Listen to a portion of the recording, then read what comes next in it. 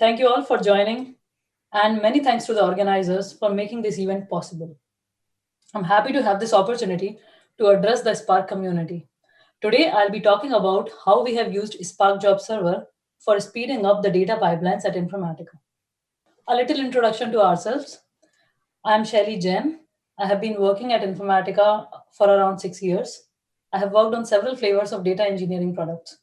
Along with me, I have Prabhakar Gowda. Prabhakar has been working in the industry for around 8 years, and we have recently worked on integrating Spark Job Server into Informatica's data engineering product. We are going to share our experience about the same. So, a little about our company, Informatica. Informatica is a market leader for data engineering solutions. If you think data engineering is often the major share of data workloads, the speed and the concise advantages, code advantages of Spark can benefit data engineering products as well. At Informatica, we have adopted Spark very early on with version 1.2. Here are few of Informatica's offerings, starting from data integration, big data management, cloud data management, data quality and data governance, master data management, data cataloging, and data security. Informatica provides various data engineering solutions. So, with this introduction, I would like to move on to today's agenda. There are a couple of important topics which we'll cover today. We'll start with a little introduction of data pipelines and ETL. Then we'll discuss complex data types and the challenges associated with them in handling them in ETL. Then we'll take a look at one of our interesting ETL data preview use case, which we have solved by leveraging Spark Job Server. We'll shed some light on the architecture of our product as well, focusing on how we have used Spark Job Server. Then we'll delve into our journey towards integrating Spark Job Server into our product, under which we'll cover how SGS is easily integratable into the existing product architecture. We are also going to talk about the challenges that are associated with SJS using it in Yarn cluster mode. Finally, we'll talk about how we have improved the performance of our data preview feature using Spark Job Server. We are going to delve a little deeper into the monitoring, logging, and tweaking SGS aspects. So, making SGS work for your feature requirements is what we'll aim at the later part of these slides. Let's start. Let's take a look at the Informatica ETL pipeline. This is the typical view of our developer tool, which is used to create data pipelines. On the left side pane, we see mappings. At Informatica, ETL pipelines are referred to as mappings. Let's check the first mapping. On the right side pane, you'll see the expanded mapping logic. There are sources from where we extract the data. Then a bunch of transformations which can modify the data or a schema or both. After transforming the data as per your business logic, finally, we load the data into the target. If I expand the transformation panel, you'll see a long listing of supported transformations. With the support for the variety of transformations, you could imagine that the production pipelines can get really complicated. And the pipeline logic can sometimes go wrong, resulting in incorrect data in the targets. Let's take a look at one such buggy pipeline in the next slide. So, how we are going to deal with these buggy pipelines? We need to find out where the error is. Is it due to wrong choice of data types? Is it due to incorrect usage of transformations? If yes, which transformation or which transformations? If I have the ability to check the data after each midstream transformation, then I should be able to identify the source of the bug in this pipeline. So here comes the need for our next feature, which is data preview. Let's take a look at the detailed feature requirements for data preview. Data preview is supposed to have the ability to comprehend complex data types like maps, structs, arrays. It should support variety of data sources like Cassandra, HDFS, S3, Azure. A very important requirement is faster execution. We could trade off data size with execution time. We can go low on the data size in order to get faster execution here. One important point here is to work with minimal changes to the existing code base. Since we have support for Spark submit based architecture, we would want to make our data preview feature to work with minimal changes to our architecture. With these requirements, let's take a look at the first approach that we followed, Spark Submit based approach. At Informatica, we already have support for the infrastructural support for Spark on Yarn. And so we leveraged Spark Submit and implemented our data preview feature. This is what we achieved using the data preview approach based on Spark Submit. Out of all the requirements that we had stated in the previous slides, we were able to achieve 4 of those. However, we were not able to achieve faster execution. Although using Spark, the execution was fast for a data pipeline, but we wanted better. We wanted something that does not make our ETL developers wait for more than few seconds in the best scenario. So we looked at profiling our Informatica Spark jobs, and here are the results for profiling the execution of Spark Submit-based Spark jobs. On the left-hand side, you'll see there are 4 phases through which Informatica pipelines go. First is validation and optimization. Then after that, you'll do the translation. So you translate the mapping logic to the Scala code. You'll compile the Scala code. Then you create the Spark Submit job request and you submit it for execution to Yarn. If you'll see on the right-hand side, there's a pie chart which denotes the distribution of time taken by each of these phases. And you can see that major execution time is taken by Spark execution. Even though Spark is very promising and these jobs are supposed to run fast, however, still, major portion of our time was taken by Spark execution. So we started to look into the alternatives that we could have instead of Spark Submit that could do the same work and still be faster. We explored multiple open source alternatives and zeroed in on Spark Job Server. So let's see in the next slide why. Spark Job Server, for those who don't know about it, it's a RESTful interface for submitting and managing Apache Spark jobs, application jars, and job contexts. Let me focus on the points that were really important for considering the Spark Job Server. It is very well documented. It has an active community of contributors. It allows easy integration with the existing architecture. It is suitable for low latency queries. We are going to interchangeably refer Spark Job Server as SJS or Job Server in the next slides. Let's compare Spark Submit and Spark Job Server on 2 important metrics. First is Spark context sharing. Spark Submit does not support Spark context sharing. Every job runs as a new Yarn application. However, Spark Job Server supports context sharing across the jobs. Second one is name object sharing. It is not supported for Spark Submit and is supported for Spark Job Server. These are 2 really important metrics which make Spark Job Server a better approach and more promising approach in terms of execution time. So, in order to put perspective to where Spark Job Server is going to fit in our architecture, I would like to tell you the relevant portion of our product architecture in the next slide. So let's take a look at the Spark Submit-based architecture. We have 3 components here. On the left-hand side, we have Informatica Client. In the middle, we have Informatica Server. On the right-hand side, we have Hadoop Cluster. Informatica Client is used by the developers to create the ETL job pipelines, and the job is submitted for execution to the Informatica Server. Within the Informatica Server, you can see Data Integration Service. This is the service which receives the job execution requests. Data Integration Service flattens the data pipelines and hands it over to the Data Transformation Machine.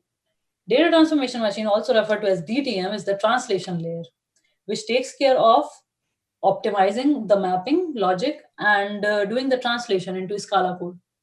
The Scala code is then submitted to the Spark Engine executor, who creates the Spark submit request and hands it over to the Yarn.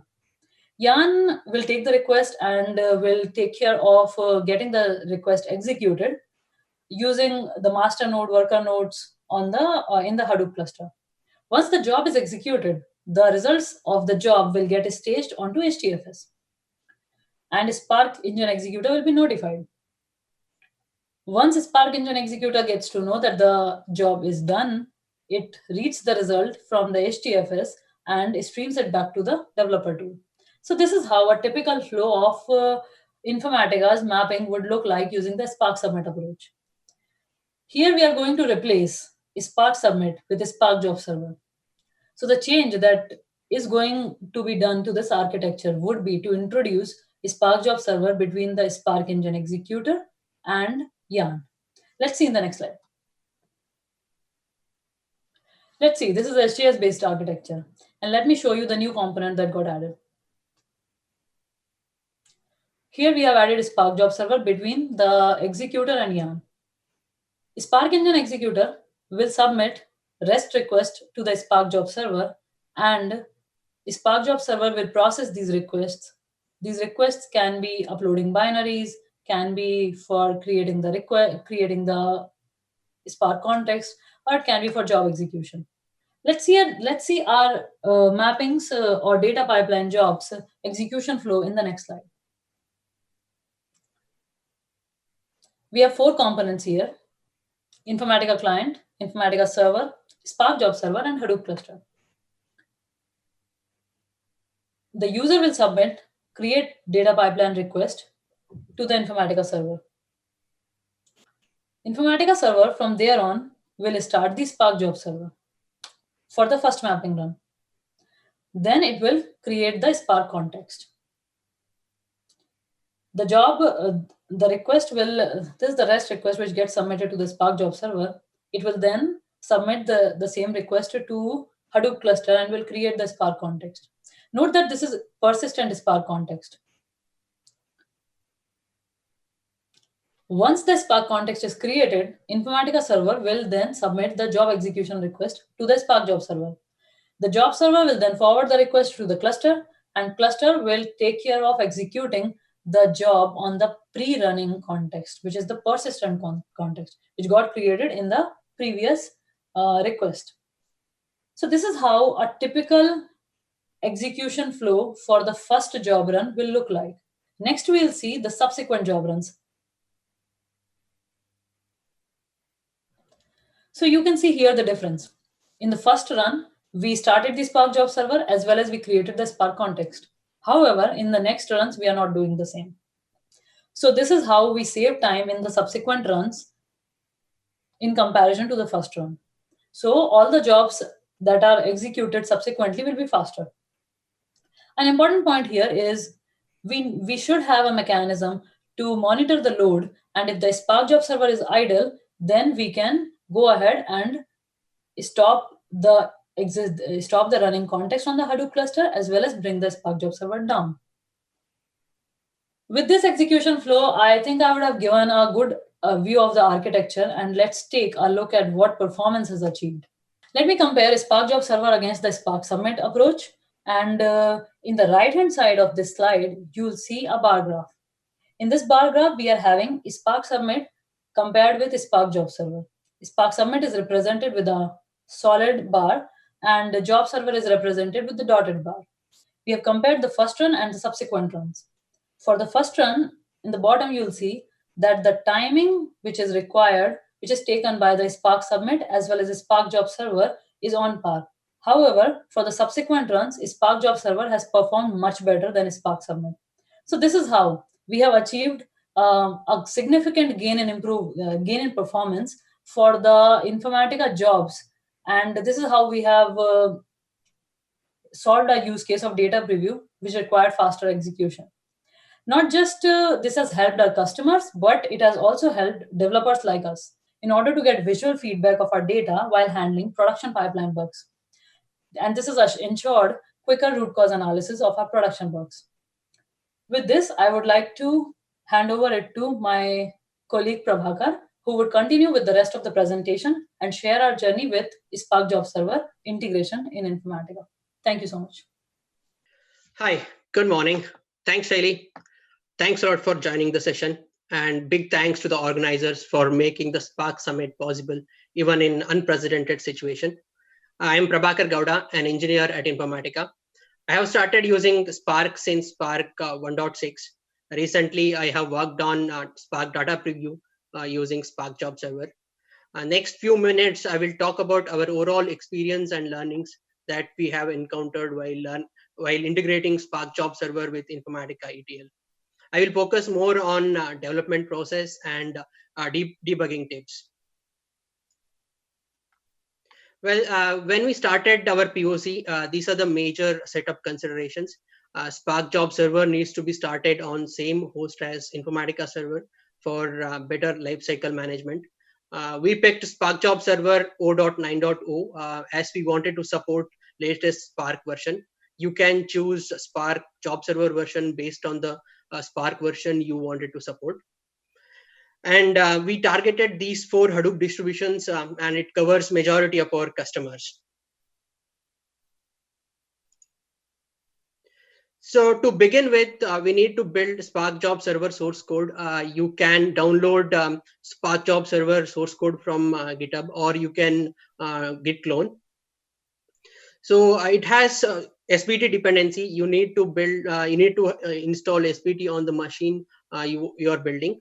So next step is to configure the env and configuration file according to your setup. Both env and config templates are available in the project. I will talk more about env and configuration in the coming slides. Spark Job Server jar will be generated upon executing server package.sh. Well, in the previous slide, I mentioned about the env variables. These are the few important env variables required to start and execute the job using Spark Job Server. PID file to store the process ID of job server. You can configure job server memory block directory. Yarn conf directory is required if you're using Yarn cluster mode. You need to place all site.xml under Yarn conf directory. Spark conf directory is to place all your Spark configuration files.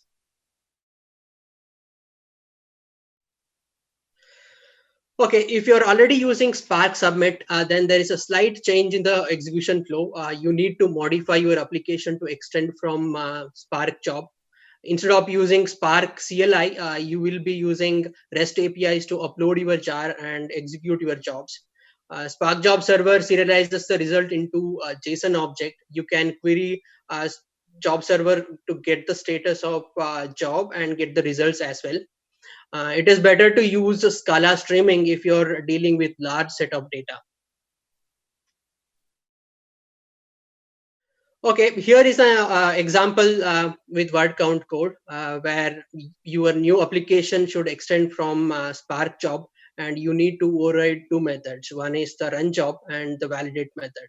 The run job is your actual implementation logic, and validate is the quick validation on your input or maybe context configurations for to have better throughput. In order to enable Spark SQL and Hive, you need to create a Spark session context. This requires your application to extend from Spark session job. Once you have your application archive ready, then these are the steps you need to follow. Firstly, you need to create Spark context. In fact, Spark Job Server supports both shared and non-shared Spark context. So then you need to upload your application binaries. Spark Job Server supports Java and Python archives. So then you will use Jobs API to execute the job. In fact, you can choose to use synchronous or asynchronous way of execution. Okay, these are a few useful REST APIs available in the Spark Job Server to manage your ETL jobs. Data APIs to manage your all dependent input files. Binaries to upload your Java or Python binaries. Jobs API is required to manage complete job lifecycle. Context API is to manage Spark context. So let's see how we resolve some of the challenges. In Spark Submit, we can resolve job dependencies using files, archive, or jars option. Say in shared context, if your application share the common set of dependencies, then you can start your context using Hadoop configuration mentioned in this PPT. Well, job-specific dependencies can be resolved using context configuration parameter in job server. It provides dependent jar URI and CP as context configuration parameter to handle job dependencies.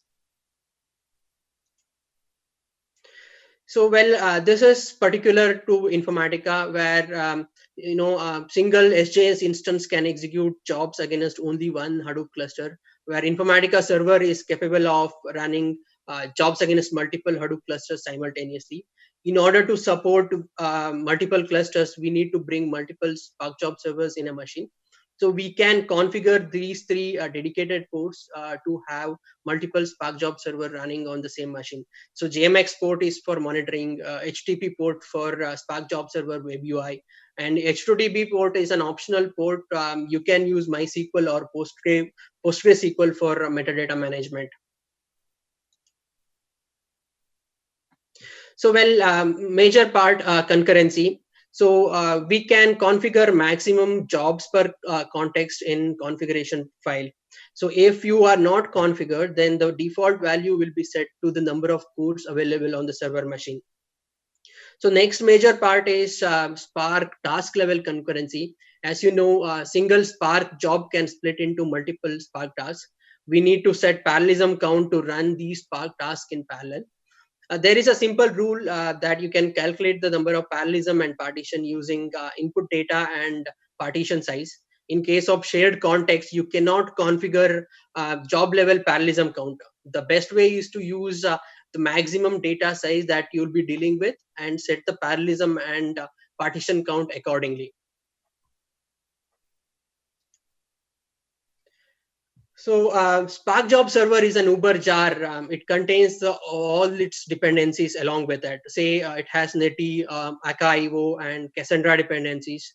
If you add Spark jar into your application class path, you might get dependency version conflict.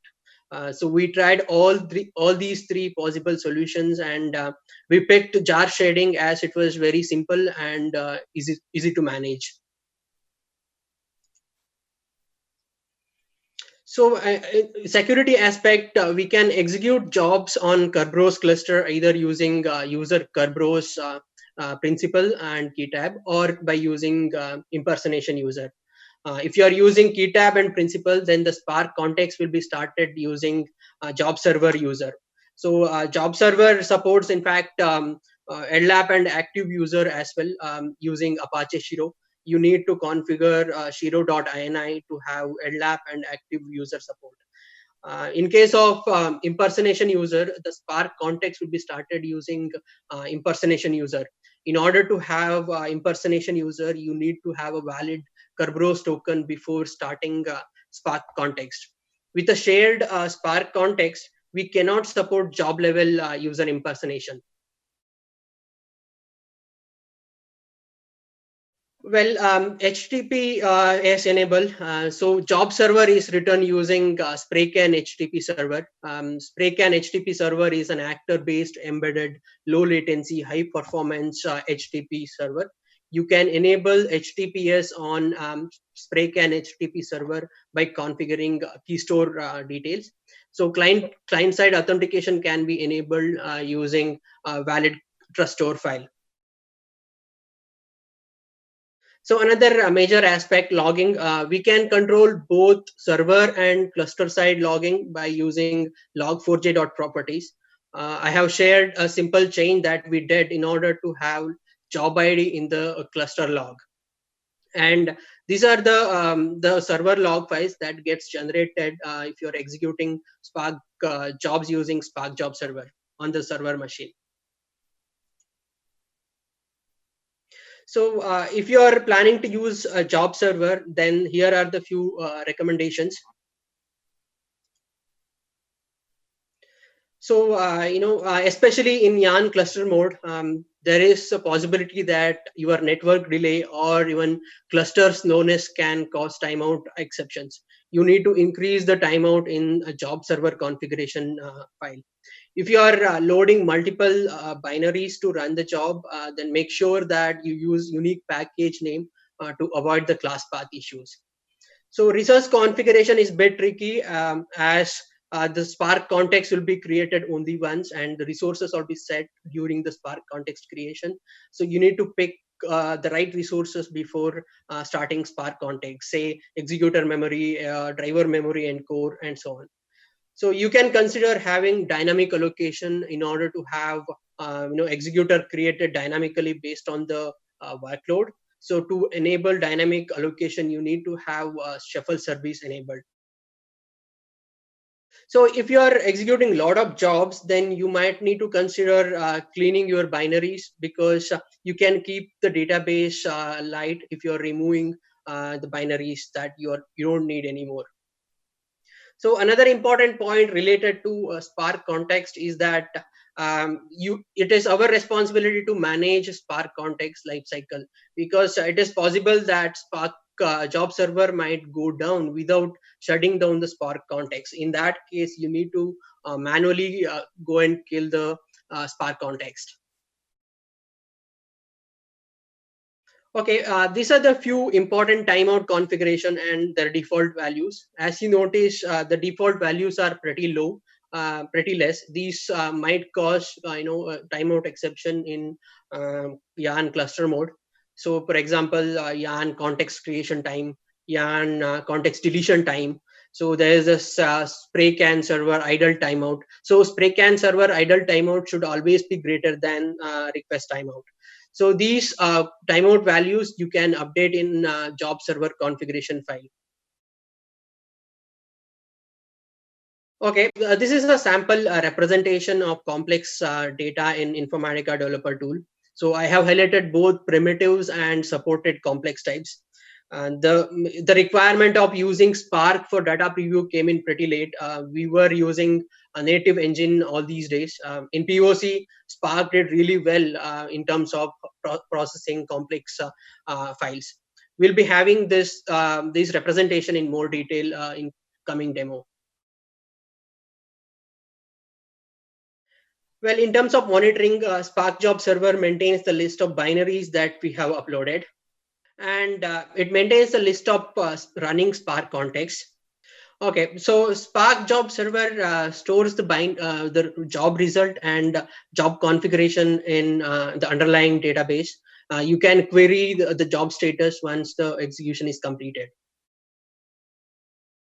So this is a typical view of you in Resource Manager URI.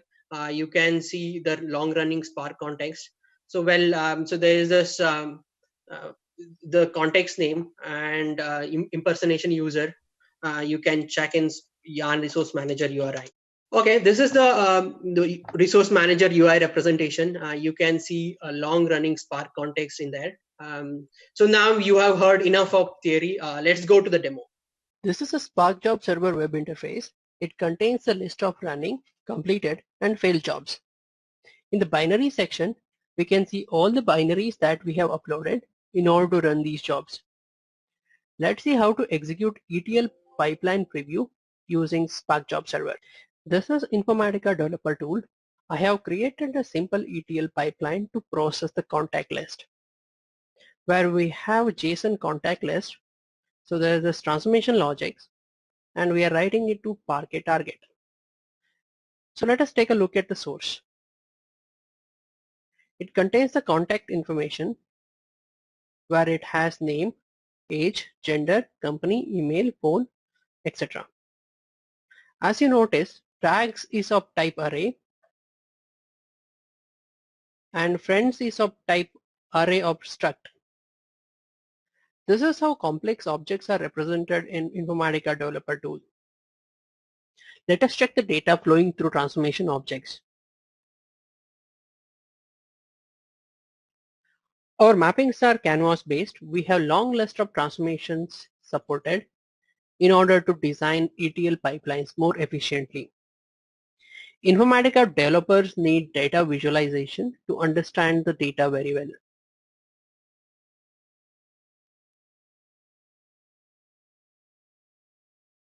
As you see, so I have defined filter transformation to filter only active contacts. So the data coming out of this particular filter containing all the contact list having isActive set to 1. Say for some reason you have to modify the transformation logic. So let us take a look at this particular filter. This is designed to filter eye color with green. So let us change it to blue. We can quickly change the logic and check the correctness by previewing the transformation. ETL developers need to modify the mapping logic if there is a change in requirements or there is change in data. Faster data preview helps us to validate the transformation logic change more quickly. With the change in logic, we are able to see the filter with eye color being set to blue. Let us see how data preview helps us to identify the bug in the pipeline. This is a buggy pipeline where target is getting null rows. Let us check what is the data flowing through each transformation. Well, there is some data. There is some data flowing similarly. Well, so filter transformation here, there is no data going out of it. So this is evident that filter 1 here is a buggy. The developer can come and fix the filter 1. We are using shared Spark context to run all our data preview jobs. Spark Job Server maintains the list of all running contexts. In our demo setup, this was the Spark context name. This is the Spark history server URI. You can kill Spark context using kill option in the job server. This is what I wanted to show for the demo. Thanks a lot for watching.